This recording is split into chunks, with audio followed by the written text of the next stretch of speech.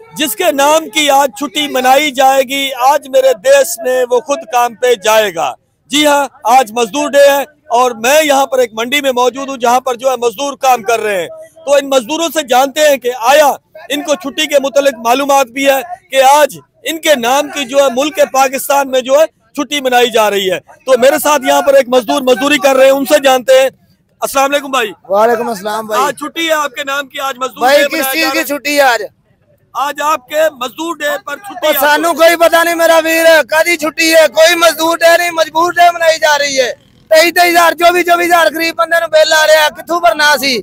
छुट्टी तुम कह रहे हो कर लो, कदी सानू तो पता भी नहीं छुट्टी कदी करिए भाई। छुट्टी मैनू दसो ना, दसो मैनू यार, दसो मैनू कदी छुट्टी करिए। क्यों महंगा हो गया, चीनी महंगी हो गई, कदी छुट्टी करिए यार?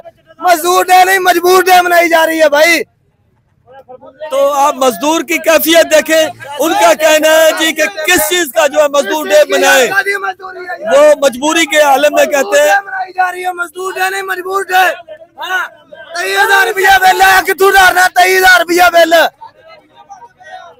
कितों धरना? 23,000 रुपया बिल। मजबूर डे मनाई जा रही है, मजदूर डे नहीं मनाई जा रही। तो यहाँ पर कुछ और भी खड़े हैं, रेडी वाले और भी यहाँ पर मौजूद है। किधर गए हो, किधर गया?